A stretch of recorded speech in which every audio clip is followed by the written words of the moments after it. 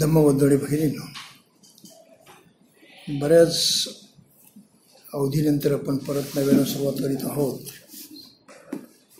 आणि बुद्ध आणि त्यांचा धम्म या ग्रंथाच्या आपण 5व्या खंडाकडे वळणार आहोत. परंतु 5व्या खंडाकडे वळण्यापूर्वी बाबासाहेबांनी आपल्या ग्रंथामध्ये विशेष करून सामाजिक आणि राजकीय प्रश्नांची चर्चा करण्यासाठी किंवा बुद्ध धर्माचा तो दृष्टिकोन कसा आहे यावरती प्रकाश टाकण्यासाठी 5 प्रकरणं लिहिलेली आहेत. खरं म्हटलं तर ही 5 प्रकरणं बौद्ध समाजाच्या शक्तिमान होण्याची शिकवण देणारी प्रकरणं आहे. जर बौद्ध समाजात शक्तिमान नसेल तर त्याचं कारण आपल्याला दुसरीकडे कुठेही शोधण्याची गरज नाही. ते कारण बुद्ध आणि त्यांचा धम्म या ग्रंथामध्ये आहे. आणि जर या समाजानं त्याकडे लक्ष दिलं असतं तर आजची अशी वाईट अवस्था पाहायला मिळाली नसती, यामध्ये तिळमात्र शंका नाही. आता या प्रकरणामध्ये काय लिहिलेलं आहे ते थोडंसं बघूया आपण. मला वाटतं ते काही एका आठवड्यामध्ये संपणार नाही. आज थोडंसं सामाजिक आणि त्यातूनही बौद्ध धर्माचं जे काही सार्वजनिक कार्य होतं आहे त्याचं निरीक्षण केलं तर आपल्याला काय पाहायला मिळतं की बौद्ध लोकांचं सामाजिक कार्य कसं चालू आहे. तर त्याच्याशी संबंधित इथे विषय आलेला आहे. कसं चालतंय कार्य, बौद्ध धर्मियांचं धार्मिक कार्य कसं चालतं आहे, काय सिस्टम आहे. आता काही आहे की नाही सिस्टम. बौद्ध समाजाचं धार्मिक काम कोणत्या पद्धतीने चालतं असं आपल्याला दिसतं आहे, किंवा धर्माचं काम होतं आहे त्या कोणत्या पद्धतीनं होतं आहे असं आपल्याला दिसतं आहे. जसं मुस्लिम समाजाचं म्हणूया की धर्माचं काम चालतं त्यांचं, ते साऱ्या जगाला दिसतं. काय दिसतं,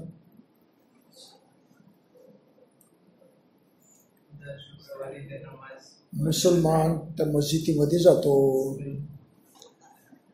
त्याचं जे काही धर्मकार्य आहे ते त्या मस्जिदीशी संबंधित आहे. तो काय करतो हे डिटेल आपल्याला माहीत नसले तरी मुसलमान म्हटलं आणि त्याचं धर्मकार्य म्हटलं की मस्जिद आलीच, हे तर बरोबर आहे. हिंदू म्हटला आणि त्याचं धर्मकार्य म्हटलं की देऊळ आलंच. काही त्यात फरक पडतो का. ख्रिश्चन म्हटलं त्याचं धर्मकार्य म्हटलं तर चर्च आलंच. म्हणजे तो केंद्रबिंदू आहे त्यांच्या धर्मकार्याचा. काही लक्षात आलं. आणि त्या केंद्रबिंदूच्या माध्यमातून त्या समाजाचं सारं जीवन प्रभावित झालेलं असतं. आणि त्या केंद्रबिंदूपासून जे जे काही त्यांना मिळतं त्याप्रमाणे ते त्यांचं धार्मिक जीवन जगत असतात. किंवा सामाजिकदृष्ट्या त्यांची धार्मिक सिस्टम निर्माण झालेली असते. याच्यामध्ये काही फरक आहे का. मग आता याच दृष्टीनं बौद्धांच्याकडे बघितलं तर काय पाहायला मिळतं. काहीतरी असायला पाहिजे ना. काय आहे बौद्धांचं असं केंद्रस्थान कोणतं आहे की जिथून त्याच्या धर्मकार्याचा उगम होतो आणि प्रसार होतो.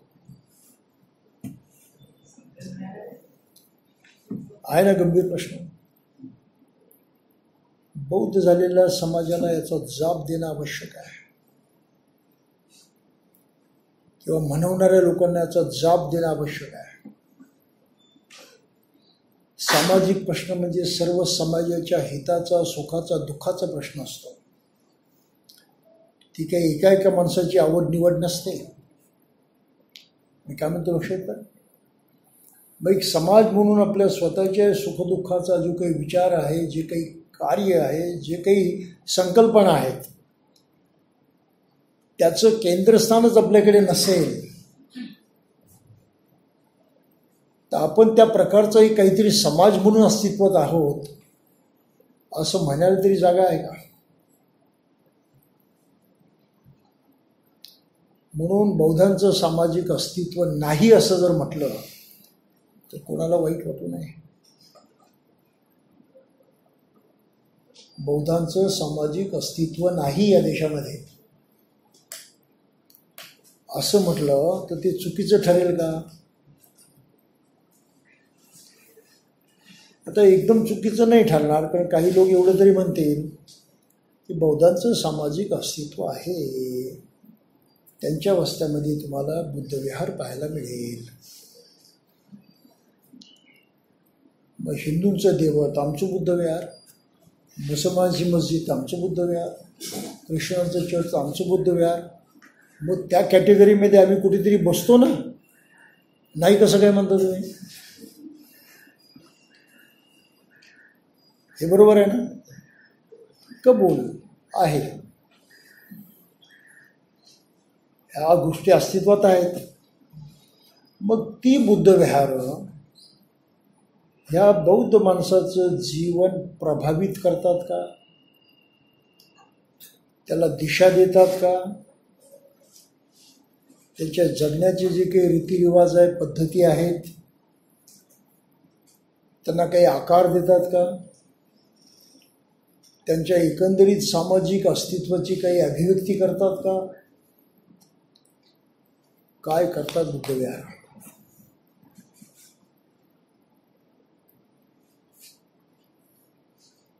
आहे ना प्रश्न?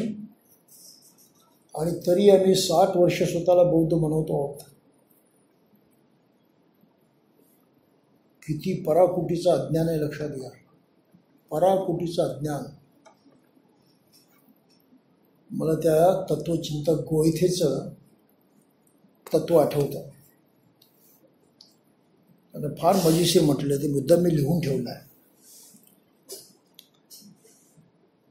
None are more helplessly enslaved. None are more helplessly enslaved than those who falsely believe that they are free. ज्यांची अशी खोटी समज आहे की आम्ही मुक्त आहोत, त्यांच्यापेक्षा अधिक गुलाम झालेले दुसरे लोक नाहीत. आणि ही म्हण आजच्या बौद्ध समाजाला जशीच्या तशी लागू होते.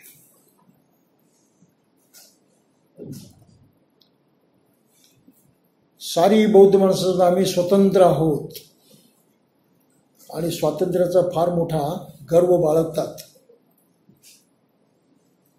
आम्ही आमच्या मनासारखं जगू शकतो, आम्ही आमच्या मनासारखं वागू शकतो, आम्हाला कोणाचे बंधन नाही, आम्ही कोणाचे बांधील नाही, आम्ही कोणाचे गुलाम नाही, आमचं मन स्वतंत्र आहे, तर आम्ही सुद्धा स्वतंत्र आहोत. या नशेमध्ये या देशातले मागासवर्गीय जगतात. नुसते बौद्धच म्हणत नाही मी, तमाम जातीचे लोक या नशेमध्ये जगतात. आणि त्या गोयथेच्या म्हणण्याप्रमाणे हे खरंच स्वतंत्र आहेत का? ती खोटी कल्पना आहे आमचं स्वातंत्र्य आहे वगैरे म्हणून. कारण ते मनानं हेल्पलेसली, म्हणजे अगदी टाकाऊपणे, आता काही आधारच नाही, अशाहीन अशा गुलामगिरीत अडकलेल्या आहेत.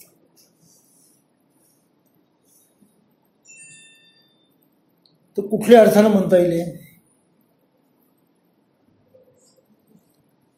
या अर्थानं हे सत्य आहे की सुरुवातीला आपण जे काही बघितलंय की माणसाच्या विकासाचं एकमात्र साधन त्याचं मन आहे. आणि मनाची जडणघडण करणं, यामधून मनुष्य हा घडत असतो. हे अत्यंतिक महत्त्वाचं कार्य मानवी इतिहासामध्ये फक्त बुद्धानं सुरू केलं. आणि म्हणून बुद्धाचा तो इतका महत्त्वाचा संदेश, इतकी महत्त्वाची शिकवण ज्यानं घेतलेली आहे, त्या समाजाचा विकास या पद्धतीनं होत आहे असं कुठेतरी दिसायला पाहिजे ना. ते कुठे लक्षात यायला पाहिजे. त्या माणसाला कुठे त्याचा लाभ दिसायला पाहिजे की मी जी काही शिकवण अंगीकारलेली आहे त्याप्रमाणे माझ्या जीवनामध्ये स्थित्यंतर घडतात, बदल होतात, काहीतरी विकास होतो आहे. असा बौद्ध समाजाला काही विकास दाखवता येईल का? नाही. बरं, आता हे जे काही विहार वगैरे कामं चाललीत असं पण म्हणतोय, ती तरी कशी निर्माण झाली? आणखी थोडंसं खोलाचं, कशी निर्माण झाली?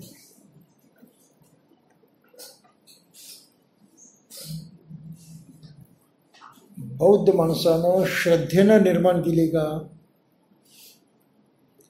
माझी श्रद्धा, माझे कष्ट, माझी मेहनत, माझे प्रयत्न, त्यासाठी काहीतरी मी त्याग केला, त्या त्यागातून आम्ही हे आमचं श्रद्धेचं वैभव उभं केलं, म्हणजे धर्मस्थळ उभं केलं, असं आपल्याला म्हणता येईल का? कशी विहारं उभी राहिली? अनुदान, कोणाची मदत, विहार म्हणून बांधता येत नाही, मग समाजगृह, याच्या फंडातून, त्याच्या फंडातून, त्याच्या खिशातून, याच्या खिशातून जास्तीत जास्त विहारांची निर्मिती या पद्धतीनं झालेली आहे की नाही? आणि मग ती चालवायची, तिथे काहीतरी करायचं, यासाठी साधनं लागतात, ती कुठून आणायची? मग ज्यांच्याकडे आहे त्यांच्यापासून ती मिळू शकतात. मग तुम्ही त्यांची बांधील होऊन बसता. आपल्या देशातली जास्तीत जास्त विहार आहे, देशातली म्हणण्यापेक्षा महाराष्ट्रामध्ये जास्त आहे. ही सारी विहारं कोणाच्या ना कोणाच्या मेहरबानीवरती उभी राहिलेली आहेत आणि त्यांच्या मेहरबानीवरती चालतात असं म्हटलं तर ते अतिशयोक्त ठरेल का? फार थोडी आहेत जी स्वतः प्रयत्नपूर्वक चालवतात लोक. पण त्याच्यातही एक भानगड आहेच. समाजातील जे प्रतिष्ठित असतात, तथाकथित मोठी माणसं असतात, त्यांच्या हातामध्ये ते प्रामुख्याने असतं. वर्गणी गोळा करण्याची कोणाची ताकद आहे? ते मशीनला काही जमायचं नाही, ते दुसरं कोणी मिळू शिकायचं. वर्गणीचा प्रश्न आहे, मग ती गोळा करण्याची काहीतरी अक्कल लागते ना, तर विहार चालेल. म्हणजे बुद्ध धर्मातल्या दानाशी आम्हाला काही घेणं देणं नाही, आम्हाला वर्गणीशी घेणं देणं आहे. मग जास्तीत जास्त वर्गणी जे देईल तो, त्यापेक्षा महत्त्वाचा मनुष्य साऱ्या समाजामध्ये नाही ना. मग त्याचं खरं खोटं काय ते पाहायचं नाही, तो म्हणेल ते ऐकायचं. त्याला मान द्यायचा, प्रतिष्ठा द्यायचं, मोठेपद द्यायचं, हे प्रकार चालू आहेत की नाही? म्हणजे याचा अर्थ असा आहे की हा सारा समाज जे काही धर्मकार्य करतो किंवा त्याची जी काही धार्मिक केंद्रस्थळं आहेत ती अशी कोणा ना कोणावरती अवलंबून आहेत. ती त्यांच्या स्वतःच्या प्रयत्नातून उभी राहिलेली नाहीत आणि चालत नाहीत, इतरांच्यावरती अवलंबून आहेत. प्रत्येक समाज मंदिर, समाज भवन कोणावरती अवलंबून आहे? इतरांवरती अवलंबून आहे. कोणाची तरी मेहरबानी आहे ती. आणि मग ज्यांनी मेहरबानी केली त्यांची मेहरबानी बदलू शकते. आता नुकताच तो आपण प्रकार बघितला, समाज मंदिरं खाली करा, ती काही बुद्ध विहारं नाहीत, ती सार्वजनिक प्रॉपर्टी आहे, एकाच समाजाची नाही, सारा समाजाचा त्याच्यावरती अधिकार आहे. हा प्रकार चालूच आहे ना. कुठे प्रत्यक्ष तसं घडलं, कुठे घडलं नसेल, परंतु त्याच्या पाठीमागचा हा विचार तर स्पष्ट झाला आता की याच्यावरती नियंत्रण करणारे कोण आहेत, त्यांचं भवितव्य घडवणारे कोण आहेत, त्यांचा वापर कसा व्हावा हे ठरवणारे कोण आहेत. ज्या लोकांच्यासाठी आहे ते नक्कीच नाहीत, आहेत कोणी भलतेच लोक. आणि म्हणून इथे बाबासाहेबांनी एक मोठं मजेशीर प्रकरण लिहिलेलं आहे. सामाजिक व राजकीय प्रश्नांवरील प्रवचने असं त्याचं शीर्षक आहे. आणि त्यात पहिलंच प्रकरण लिहिलं आहे, राजकृपेवर अवलंबून राहू नका. आपल्याकडे बऱ्याच कॉन्फरन्सेस होतात, बौद्ध परिषद होतात. कशा होतात? उत्स्फूर्तपणे लोक दान देऊन परिषदा घडवतात का? नाही. कोणीतरी पॅट्रन लागतो, स्पॉन्सर लागतो, त्याला पद द्यावं लागतं, त्याला मोठेपण द्यावं लागतं, त्याला लोकांच्या पुढे उभं करावं लागतं, त्याबद्दल नसलेलंही चांगुलपण सांगावं लागतं. हा तो प्रकार आहे ना. मला एक परिषद दाखवा की ज्या परिषदेमध्ये हे घडत नाही. आणि धार्मिक परिषदा जास्तीत जास्त करण्यामध्ये बौद्ध समाज सर्वांच्या पुढे आहे. बाकी कुठल्या धर्माच्या एवढ्या मोठ्या परिषदा होतात असं काही मला पाहण्यात आलेलं नाही. ख्रिश्चन लोकांच्या किती धर्मपरिषदा बघितल्या, होत असतील नाही असं नाही, पण जिथे व्हायच्या तिथे होतात, पार पडतात, कोणाला त्याचा पत्ता लागत नाही. मुसलमानच्या धर्मपरिषदा किती बघितल्या, होत नाही तशातला भाग नाही. जिथे व्हायच्या तिथे त्यांच्या होतातही, आहे जगाला काही खबर बात. पण बौद्धांच्या धर्मपरिषदा म्हटल्या म्हणजे किनवटला धर्मपरिषद असेल, साऱ्या नागपूरमधल्या भिंती रंगलेल्या असतात. नाही लक्षात आलं? परिषद कुठे? किनवट नावाच्या गावामध्ये, नांदेडजवळ किनवट तालुका आहे. आणि जाहिरात कुठे? नागपूरमध्ये. मला नेहमी प्रश्न पडायचे की काय भानगड आहे, त्या किनवटमध्ये राहणारे लोक एक नागपूरमध्ये स्थायिक झालेत का? नोकरी धंद्यासाठी मोठ्या प्रमाणात की ज्यांना आता साऱ्यांना जयंतीच्या कार्यक्रमात तिकडे काय भानगड आहे त्याच्या पाठीमध्ये? टेल मी, काय असेल?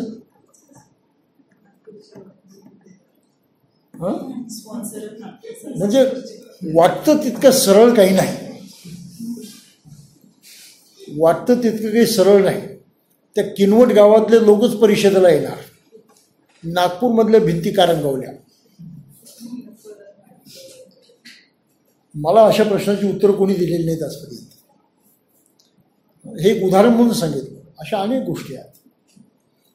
याचं कारण की तुमची ती परिषद घडवण्यासाठी आणखी कुठले तरी हात कामी या लागलेले आहेत.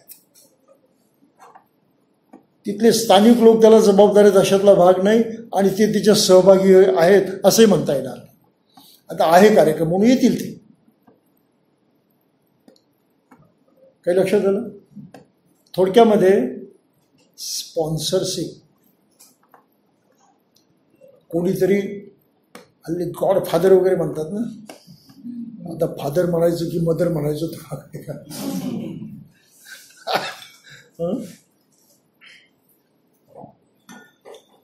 फादर म्हणायची की मदर म्हणायचं हा भाग वेगळा, पण तो हा प्रकार आहे ना. म्हणून बाबासाहेबांचं हे प्रकरण फार महत्त्वाचं आहे. आणि बौद्ध समाजानं किती मोठी घोडचूक केलेली आहे त्या लक्षात घ्या, की आपली संस्कृती, आपल्या पद्धती त्यांनी निर्माणच केल्या नाही, त्याकडे लक्ष दिलं जात नाही. एकदा भगवान राजगृह येथील वेळुवनात कलंदक निवासात राहत होते. त्यावेळी भगवंताविरुद्ध उलटलेल्या देवदत्ताचा पक्ष राजा अजातशत्रूनं घेतला होता. सकाळ संध्याकाळ 500 गाड्यातून अन्नपात्रे पाठवून तो देवदत्ताच्या शिष्यगणांना पोषित होता. संघामध्ये फूट झालेली होती. देवदत्तानं बुद्धाला विरोध केलेला होता आणि त्यांना सांगितले होते की तुम्ही आता रिटायर व्हा, संघाचं नेतृत्व मी करतो. आणि अशा प्रकारे संघामध्ये फूट पडली. तर त्या देवदत्ताला आश्रय दिला राजा अजातशत्रूने आणि बुद्धाच्या विरुद्ध तो त्याला मदत करायला लागला. देवदत्ताच्या बऱ्याच गोष्टी आपल्याला माहीत आहे. त्यानं बुद्धाला प्रत्यक्ष मारण्याचा सुद्धा प्रयत्न केला. त्यांच्या अंगावरती त्या पर्वतावरून त्याने एक शिळासुद्धा ढकललेली होती. ती फक्त बुद्धाच्या पायाला लागली आणि जखम झाली, त्यापेक्षा दुसरं काही घडलं नाही. पण तो बुद्धाला मारण्याचा प्रयत्न केला होता. म्हणजे इतका तो खालच्या थरला गेला होता आणि इतकं त्याचं हे नकारात्मक वागणं असूनही राजा अजातशत्रूने त्याला पाठिंबा दिला होता. महाभयंकर गोष्ट होती ती. आणि ही संघामध्ये फूट पडली होती. राजाचा आश्रय होता, राजाचं बळ होतं, संपत्ती होती, अन्नधान्य होतं, साऱ्या गोष्टींची सुबत्ता होती. त्या सुबत्तेमुळं काही भिक्षू त्यामध्ये वावत गेले. त्यांना सत्याशी चांगल्याशी काही घेणं देणं राहिलं नाही. त्यांना फक्त आपल्या पोटापाण्याशी आणि आपल्या प्रचलित गरजेशी घेणं देणं होतं. आणि कुठल्याही समाजामध्ये हाच प्रकार असतो फूट पडण्याचा. थोडक्यामध्ये म्हणतो आपल्या स्वार्थासाठी माणसं फूट पाडतात. त्यामुळे जिथे गटबाजी होते निश्चित समजून जायचं की तिथे कुठे ना कुठे स्वार्थ आहे. स्वार्थ असल्याशिवाय गटबाजी संभव नाही. कोणीतरी स्वार्थासाठी धडपडतो आहे म्हणून गटबाजी होते. मग आता बौद्ध समाजामध्ये गटबाजी नाही असं आपल्याला म्हणता येईल का?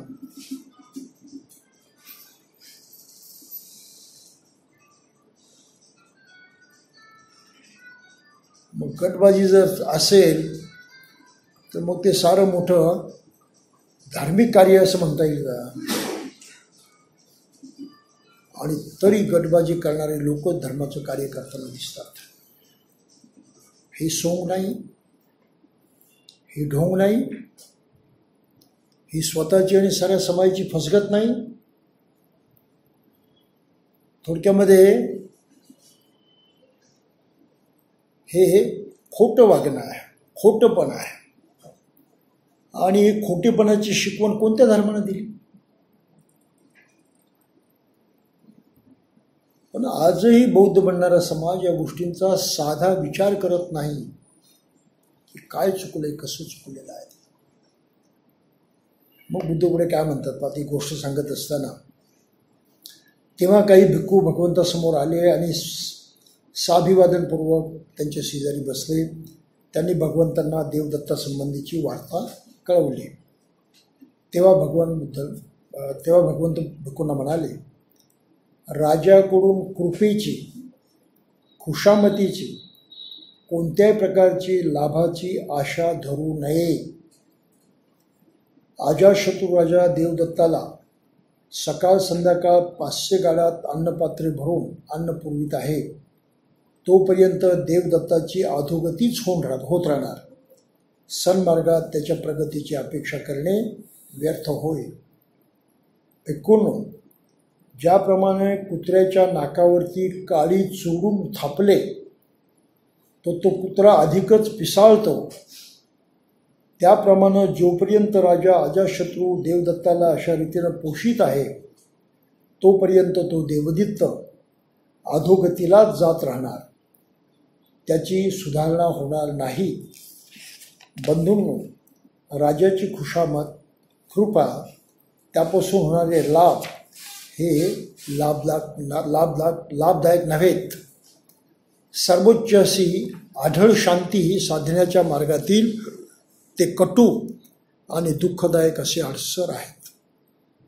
म्हणून भिक्षूंनो, तुम्ही स्वतःला हे शिकवले पाहिजे की आमच्यावर लाभ, कृपा, खुशामत यांचा वर्षाव होणार असेल तर आम्ही त्याचा निषेध करू. आणि त्यांचा वर्षाव होऊच लागला तर त्याला आमच्या मनावर पकड घेऊ देणार नाही, प्रभुत्व मिळवू देणार नाही. त्याच्या लालसेने आम्हाला राजाचे दास बनवू देणार नाही. काय संदेश आहे? संदेश काय आहे? की तुमचा धर्म आहे, तुमच्या विकासाचं ते साधन आहे, त्याचा वापर तुम्ही शुद्ध पद्धतीनं योग्य पद्धतीनंच केला पाहिजे. त्यामध्ये कोणाची ढवळाढवळ नको, कोणाच्या मदतीची गरज नाही. आणि कोणी मदत करायला आला तर त्या मदतीच्या मुळं आपण त्याचे अंकित होता कामा नये, त्याचे गुलाम होता कामा नये, त्याचे आश्रित होता कामा नये. आपल्याला आपलं हे शुद्ध धर्मकार्य आहे ते आपल्या पद्धतीनं चालवता आलं पाहिजे. आणि हा अतिशय महत्त्वाचा विचार बौद्ध समाजानं घेतला नाही. म्हणून विहार बांधण्यासाठी, आणखी काही नागरी सुविधा मिळवण्यासाठी हे सतत कोणा कोणाच्याकडे हात पसरत राहिले. आणि हात पसरण्यासाठी एकच वर्ग होता, तो म्हणजे राजकीय वर्ग. ह्या राजकीय लोकांच्या नादी बौद्ध लोक लागले आणि आजची अशी अवस्था निर्माण झालेली आहे. काही पटतं की नाही? आज दीक्षाभूमीवरती काय होत आहे? स्पष्ट जर बोलायचं झालं तर कोणता धर्म रुजतोय तिथे, काय मनुष्य जाऊन शिकतो तिथे, कोण त्यांना कोणते संस्कार देतोय तिथे. पण सुविधा आहेत, मोठमोठ्या इमारती आहेत, सोयी सवलती आहेत, कोणी निर्माण केलेल्या, परक्यांनी निर्माण केलेल्या, सत्ताधीशांनी निर्माण केलेल्या, किंवा तथाकथित श्रीमंत लोकांनी निर्माण केलेल्या जे बौद्ध नाहीत, त्यांची मालमत्ता आहे ती तुमची नाही. त्यांच्या सोयी आहेत त्या तुमच्या नाहीत. तुमच्या धर्माशी त्यांना काही घेणं देणं नाही. आणि म्हणून त्यांच्या आश्रयाला गेलेली माणसं ही बौद्ध आहेत असं म्हणता येईल आपल्याला? Can you call them Buddhist? हे उघड उघड बुद्ध धर्माशी केलेलं शत्रुत्व आहे. प्रत्यक्ष बाबासाहेबांशी केलेलं ते शत्रुत्व आहे. Nothing less than that. आणि मानसिकदृष्ट्या तुम्ही किती गुलाम आहात, होपलेसली एन्स्लाइव्ड, असहाय्यपणे तुम्ही गुलाम झालेला आहात, त्याचा ढळढळीत पुरावा आहे. ढळढळीत पुरावा. त्यामुळे गोईथेनं जे म्हटलं ते इतकं सत्य आहे.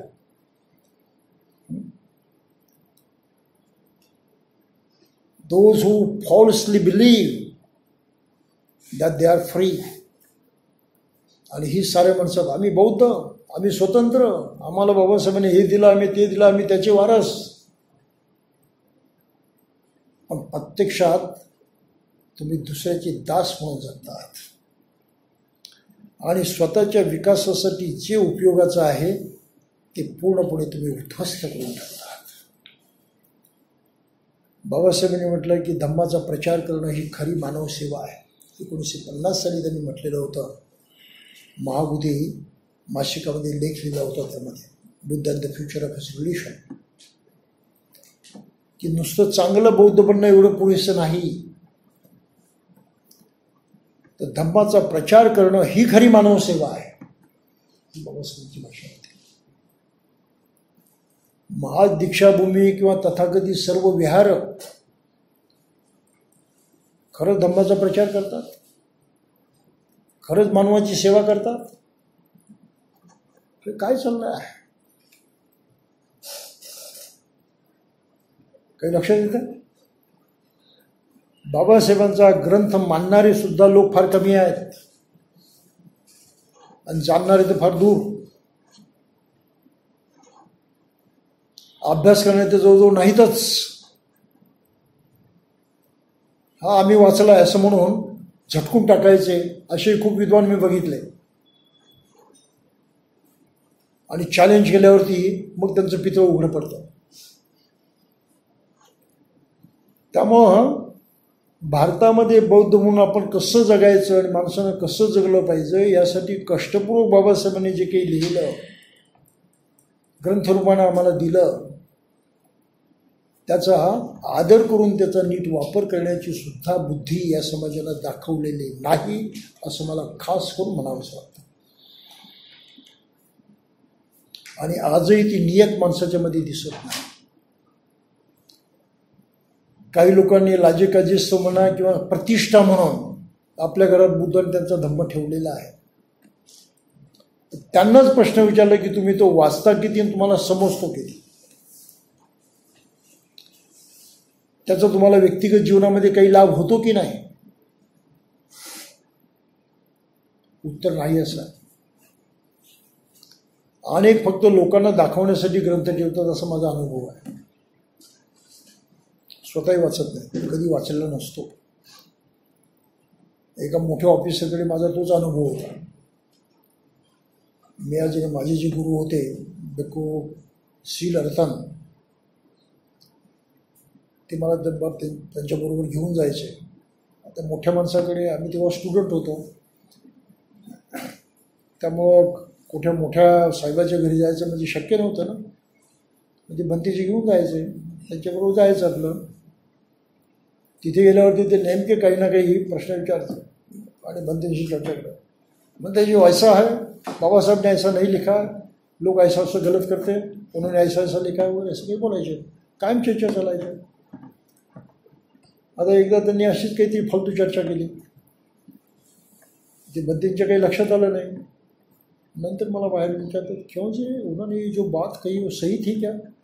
मैंने कहा भंती ये तो पूरी गलत थी, फिर उन्होंने ऐसा क्यों कहा? मैंने कहा मुझे क्या मालूम क्यों कहा, नहीं तो कुछ ना कुछ करना पड़ेगा. तो भंती जी आप सोचिए क्या करना है, चलो अगली बार जाएंगे, आप मेरे साथ आना. और बाबा साहब ने क्या लिखा है वो मुझे समझाना, और मैं उनसे बात करता हूँ. गेलो आम्ही विश्वास. मी काही नेलं नाही, आपल्या डोक्यामध्ये नोट्स असतातच. मग त्यांना आता सांगितलं. म्हणजे त्यांनी प्रश्न उपस्थित केला की बुद्धांच्या धम्मामध्ये अमुक अमुक ठिकाणी अमुक अमुकची गोष्ट आलेली आहे. बहुत अच्छा हुआ. मग गेल्यावरती त्यांनी जो प्रश्न उपस्थित केला, चर्चा सुरू झाली. थोड़ी चर्चा झाल्यावरती भंतेजी सरळ म्हणाले, साहब ऐसा कीजिए जरा वो किताब तो लेके आइए, उसमें क्या लिखा है देखेंगे. त्यांनी लागलीच पुस्तक आणलं आपल्या कपाटामधून, 9 करोड पुस्तक. यांनी चाळायला सुरुवात केली तर 2-4 पानं चिकटलेली होती. ती पानंसुद्धा सुटलेली नव्हती. त्यांनी असं पुस्तक बंद केलं. पण साहब आपने इस किताब को पढ़ा है? एकदम चैलेंजिंग होता है. क्या आपने इस किताब को पढ़ा है? मतलब क्यों बनते जी? अरे इसके पन्ने भी चिपके हुए हैं.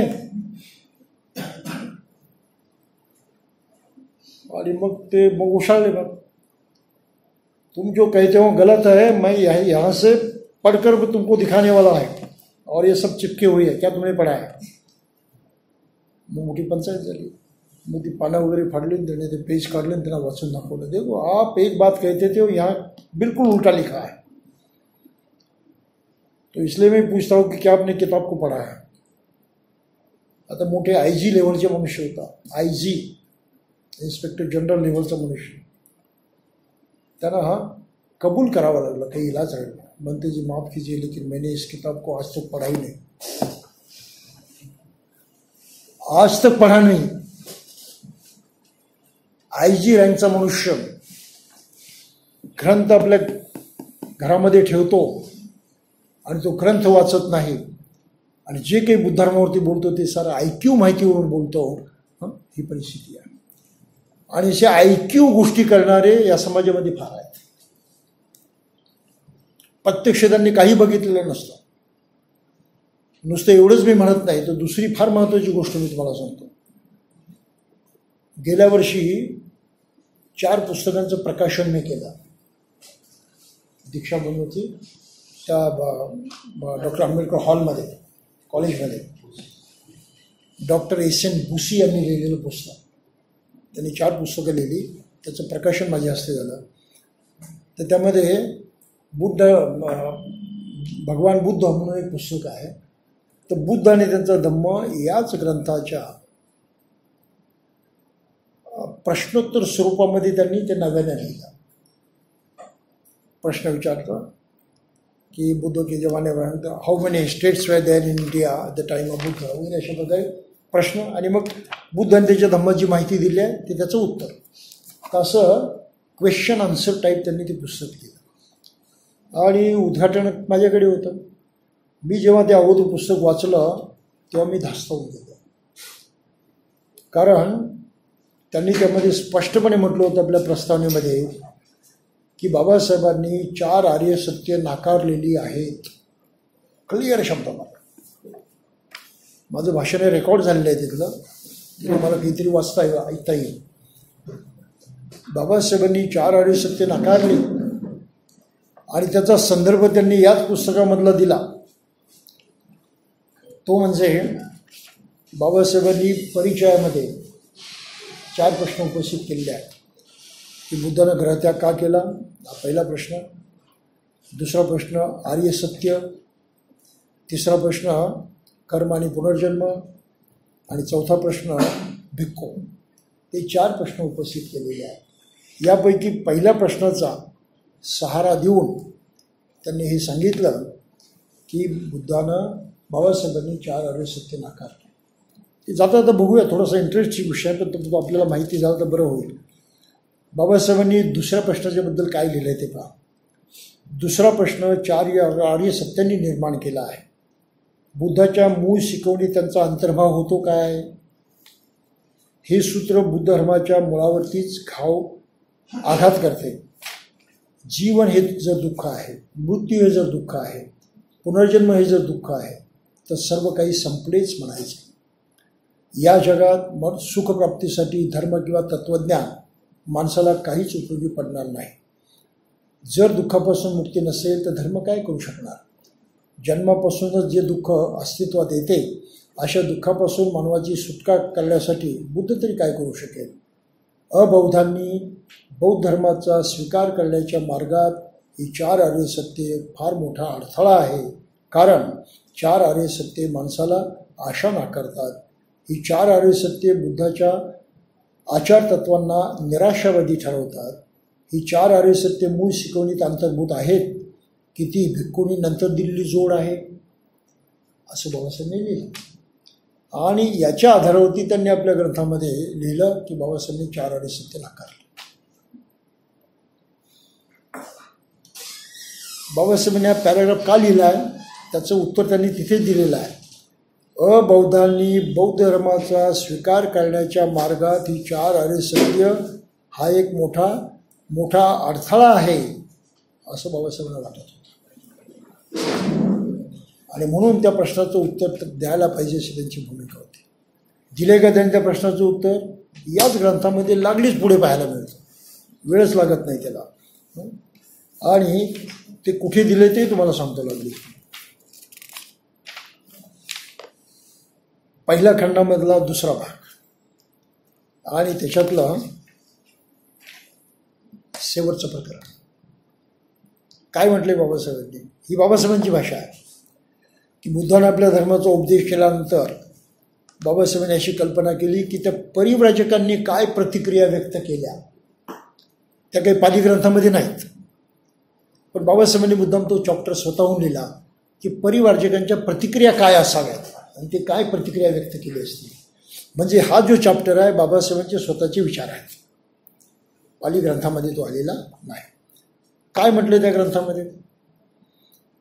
हा खरोच एक नवीन धम्म आहे याची परिव्राजकांना ताबडतोब जाणीव झाली. जीवनाच्या प्रश्नाकडे पाहण्याच्या या नव्या दृष्टीचा त्यांच्यावर इतका परिणाम झाला की ते एकमताने म्हणाले.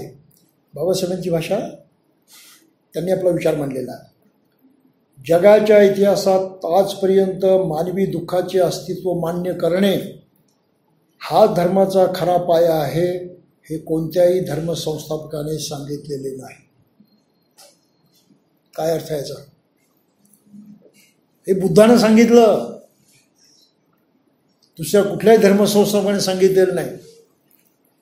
मग बाबासाहेबांनी बुद्धाचा तो विचार कबूल केलेला आहे, मान्य केलेला आहे की टाकून दिलेला आहे? त्यांनी ठासून सांगितलेलं आहे की कुठल्या धर्माने सांगितलं आहे ते बुद्धानं सांगितलेलं आहे वगैरे. दुसरा प्रश्न, जगाच्या इतिहासात कोणत्याही धर्मसंस्थापकाने या दुःखाचा परिहार करणे हा धर्माचा खरा उद्देश सांगितलेला आहे. दुःख निरोध हे आर्य सत्य. दुसरं कोणी सांगितलं नाही, ते बुद्धानं सांगितलेलं. आलं इथे. जगाच्या इतिहासात यापूर्वी मूलतः इतकी सरळ, साधी, अद्भुत आणि अतिमानुषी शक्तीपासून इतका मुक्त, आत्मा, ईश्वर आणि परमोत्तर जीवन यावरील श्रद्धेपासून इतका स्वतंत्र, इतकेच नव्हे तर अशा श्रद्धेला विरोध करणारा मुक्तीचा मार्ग कधीही पुढे मांडण्यात आलेला नव्हता. मुक्तीचा मार्ग, आर्य अष्टांगिक मार्ग, ती आर्य सत्य स्पष्टपणे लिहिली इथे. बाबासाहेबांनी स्वतः कबूल केलेले आहेत ते. आणखी पुढे ते काय म्हणतात ते पहा.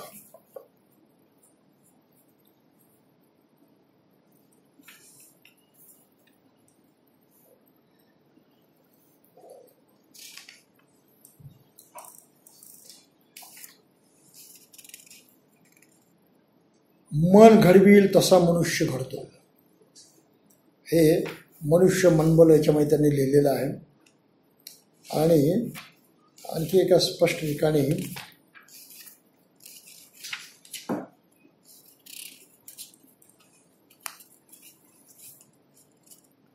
दुःखाचं कारण काय ते सांगतात. दारिद्र्य हे दुःखाचे उगमस्थान आहे, परंतु दारिद्र्य नसल्याने सुख लाभेलच असं नाही. सुख लाभते ते उच्च राहणीवरती अवलंबून नसून ते उच्च संस्कृतीवरती अवलंबून आहे. हा बौद्ध जीवन मार्ग आहे. क्षुधा हा एक भयंकर रोग आहे. आरोग्य ही सर्वश्रेष्ठ देणगी आहे. समाधान ही सर्वश्रेष्ठ संपत्ती आहे. विश्वास हे सर्वश्रेष्ठ नाते आहे. आणि निर्वाण हे सर्वश्रेष्ठ सुख आहे. जे आपला द्वेष करतात त्यांचा द्वेष न करता आपण सुखाने राहायला शिकले पाहिजे, ही इथे भूमिका मांडली. आणखी पुढे त्यांनी काय म्हटलं ते पहा.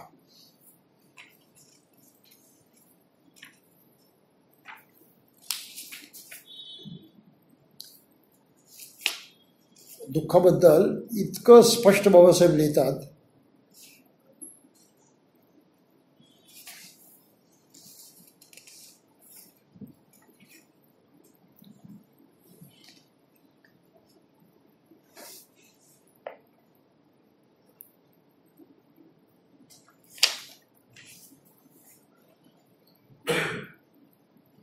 जग हे धम्मराज्य बनवणं हा धम्माचा उद्देश आहे. आणि इथे बाबासाहेब एका शब्दामध्ये स्पष्ट सांगतात, माणसाचे दुःख हे माणसातील अनुचित व्यवहाराचाच परिणाम आहे. माणसाचं आपापसातलं वागणं अनुचित आहे. या अनुचित वागण्यातून दुःख निर्माण होतो सामाजिक. हा अनुचित व्यवहार आणि त्यापासून उद्भवणारी दुःखे ही धर्मानेच नाहीशी होऊ शकतात. दुःखाचं कारण आलं इथे. आणि मग दुसरीकडे त्यांनी म्हटले की तृष्णा त्याग करणं हा धर्म आहे. म्हणजे तृष्णा हे दुःखाचं कारण आहे. तर अशा प्रकारे 4 आर्य सत्य बाबासाहेबांनी आपल्या ग्रंथामध्ये ठिकठिकाणी योग्य प्रकारे स्पष्ट करून सांगितलेली आहेत, खुलासा करून सांगितलेले आहेत. ते माणसाला पटवण्याचा प्रयत्न केलेला आहे. आणि इथे डॉक्टर बुशीसारखे हायली क्वालिफाईड विद्वान, फार चांगला मनुष्य, त्याबद्दल वाद नाही. अतिशय श्रद्धावान आहे, त्याबद्दल वाद नाही. चारित्र्य संपन्न मनुष्य आहे, तीही फार मोठी अलौकिक गोष्ट आहे. आणि अतिशय डिव्होटेड मनुष्य, माझे पर्सनल मित्र आहेत म्हणून मी सांगतो तुम्हाला, हे इज व्हेरी गुड मॅन. परंतु इतका बुद्धिमान असून सुद्धा चूक कशी होती ती पहा. बौद्धिक चूक आहे ते. माझ्या भाषणामध्ये मी ते सारं मांडलं. त्यांनी नंतर मग फोन केला, तरी त्यांना ते नीट कळलं नव्हतं. मग त्यांना बारकाईने समजावून सांगितलं. आणि मनुष्य चांगला असल्यामुळे त्यांनी काय केलं माहीत आहे, म्हणते जी आपने जो बताया मैं वो सब करेक्ट करते छपवा दूंगा. माझ्या पुस्तकामध्ये मी दुरुस्ती करून छापणार आहे म्हणून तर तो संपूर्ण पॅराग्राफ त्याच्यावरती वेगळा मजकूर छापून त्या पुस्तकामध्ये पेस्ट करणार आहे. त्या साऱ्या प्रति वाया जाऊ नयेत ते म्हणून. म्हणजे एवढा प्रांजळपणा, एवढा प्रामाणिकपणे त्या माणसामध्ये की चूक लक्षात आल्याबरोबर ती दुरुस्त करण्याची हिंमत आहे. पण अनेकदा काय होतं की मोठी माणसं आपल्या चुका नाही कबूल करत, त्यांना ते अपमानजनक वाटतं. जोशीसारखा मनुष्य महान आहे, मोठा आहे, याचं कारण हेही आहे की त्याला आपल्या मानापमानाची पर्वा नाही. पण चूक झाली ती चूक कबूल करण्याची हिंमत त्या माणसामध्ये आहे. हे मी आपल्याला का सांगितलं तर बुद्ध आणि त्याचा धम्म याच्यामध्ये इतक्या अनंत प्रश्नाची चर्चा बाबासाहेबांनी केलेली आहे की या देशामध्ये बुद्ध धर्म आणि बौद्ध संस्कृती रुजवायची असेल तर तुम्हाला हा पथप्रदर्शक अशा प्रकारचा ग्रंथ आहे, मार्गदर्शक असा ग्रंथ आहे. या ग्रंथातल्या विचारानुसार तुम्ही बुद्ध धर्म रुजवण्याचा प्रयत्न भारतामध्ये केला पाहिजे. आणि हे काम कोणीच करत नाही, कोणीही करत नाही. प्रत्येक भिक्षुवामध्ये परिपक्व झाला पाहिजे, त्याचं प्रशिक्षण झालं पाहिजे, त्याला ट्रेनिंग मिळालं पाहिजे. कुठेच व्यवस्था नाही तशा प्रकारची.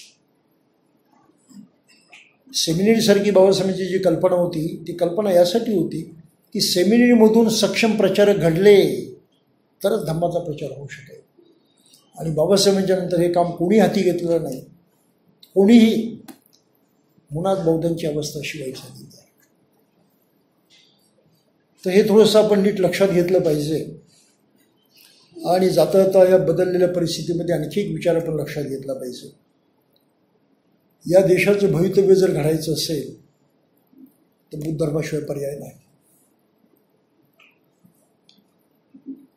हे वाक्य फार सिंपल वाटतं, साधं वाटतं, म्हणून ते थोडंसं तपासून घेणं गरजेचं आहे. पर्याय, इंग्लिशमध्ये त्याला अल्टरनेटिव्ह म्हणतो आपण.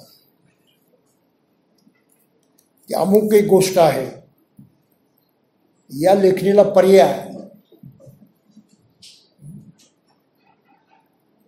पूर्वी फाउंटन पेन होते ज्यामध्ये शाई भरली जायची,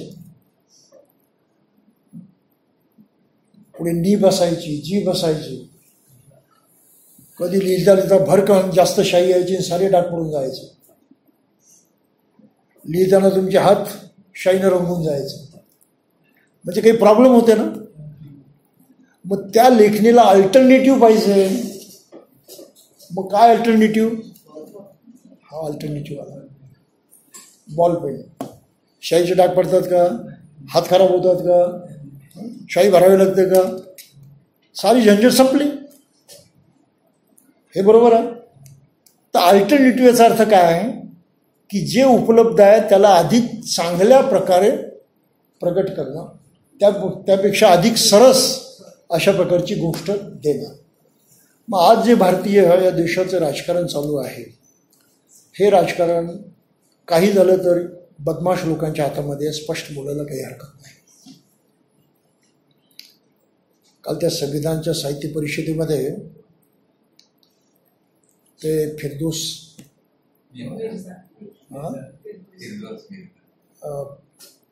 मिर्झा काही बोलले. त्यांचं सारंच बोलणं काही बरोबर होतं असं नाही, काही गोष्टी फार चुकीच्या होत्या. काही असो, त्यांनी जे एक मुद्दा सांगितला की जे रॉ मटेरियल आहे त्याप्रमाणे तुम्हाला प्रॉडक्ट मिळेल वगैरे. समाज त्या लायकीचा आहे म्हणून तशा प्रकारचे नेते मिळालेले आहेत. हे चुकीचं आहे. हे चुकीचं आहे. आता ती सोशल ॲनालिसिसचा भाग आहे, तो चर्चेचा भाग नाही. आता तिथे काही प्रश्नोत्तर नव्हती, नाही तर मी 2-4 प्रश्न विचारणार होतो आणि चांगली गुची करणार होतो त्यांची. परंतु अल्टरनेटिव्ह हा मुख्य मुद्दा होता. त्याने आणखी जी कॉमेंट केली ती फार वाईट कॉमेंट होती की दारूच्या बाटलीसाठी मनुष्य मत विकतो, 4 पैशासाठी आपलं मत देतो. म्हणजे तो नालायक आहे म्हणून त्याचा प्रतिनिधीसुद्धा नालायक, हे असं रिझनिंग आहे. आता ते वकिली कौशल्य आहे, यापेक्षा त्याला जास्त महत्त्व नाही. कारण अनुभव प्रत्यक्षात असा आहे, तो सामान्य मनुष्य दारूची बाटली घेऊन मत देतो हे आम्हाला दिसतं, पण ती दारूची बाटली घेताना त्याच्या डोक्यात काय विचार असतो तो आम्हाला दिसत नाही, त्याची मानसिकता काय असते ती दिसत नाही. आणि तो दारूची बाटली घेऊन त्याला मत देतो याचाही पुरावा नाही. तो पैसे घेऊन आपण म्हणतो पैसे घेतला मग त्याला मत देणार, पण पैसे देऊन तो त्यालाच मत देतो याचा काही पुरावा आहे का? काही पुरावा नाही. माझा अनुभव असा आहे की जी अशी माणसं वाटतात त्यांची भावना वेगळी आहे. कोणती भावना आहे? ते म्हणतात अरे हे सारे चोरच आहेत, या चोराची लंगोटी आहे ती, जे मिळेल ते घ्या, ही त्यांची भावना आहे. त्यांना मत द्या आणि ते आमचे नेते माना, ही भावना त्यांची नसते. हे अनेक गरीब वस्त्यांमधून मी स्वतः अनुभवलेलं आहे. त्यामुळे त्या मिर्झाचं बोलणं या बाबतीमध्ये चुकीचं आहे. असतील थोडीफार माणसं, परंतु मेजॉरिटी अशा प्रकारची नाही. उलट चांगुलपणाचा जर आदर्श आपण प्रकट केला तर त्याला प्रत्येक मानवी समूहातला मनुष्य पाठिंबा देतो. माणूसच चांगल्याची किंमत करू शकतो आणि चांगल्याची किंमत करणाऱ्या माणसाची कमी नाही. माणुसकी कोणाला नको असा मनुष्य आपल्याला दुनियात शोधून सापडणार नाही. हे खरं आहे की खोटं आहे?